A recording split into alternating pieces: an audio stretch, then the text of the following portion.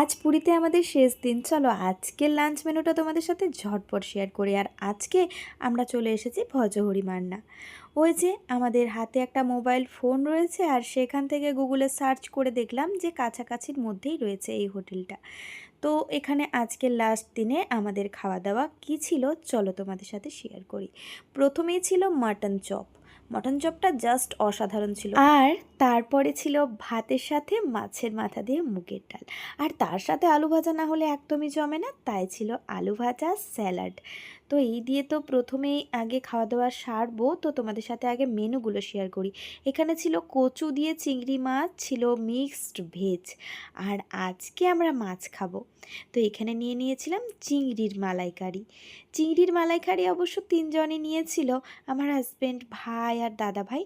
আর আমরা অবশ্য নিয়েছিলাম ডাব চিংড়ি, আমি আর আমার ছেলে। আমাদের আবার ওটা ভীষণ খেতে ইচ্ছে করেছে।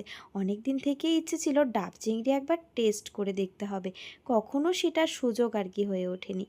তো তার জন্য এই যে বড় বড় দুটো করে পিস দিয়েছিল, ডাবের মধ্যে দিয়েছিল, আর ভেতরে আর কি নারকোলের মালাই ছিল।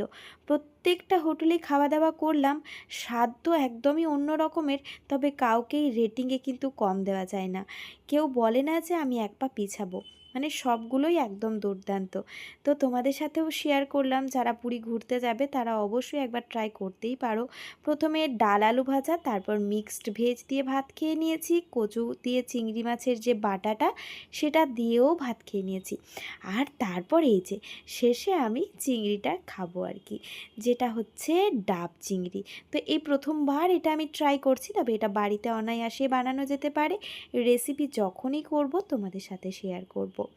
এটা সর্ষে, পোস্ত আর নারকোল বাটা দিয়েই সম্পূর্ণ রান্নাটা ছিল, তবে সত্যি কথাই অসাধারণ। আর শেষ পাতে তো চাটনি পাঁপড় না হলে আমাদের ঠিকঠাক জমে না, তাই এই যে চাটনি আর পাঁপড় নিয়েছিলাম।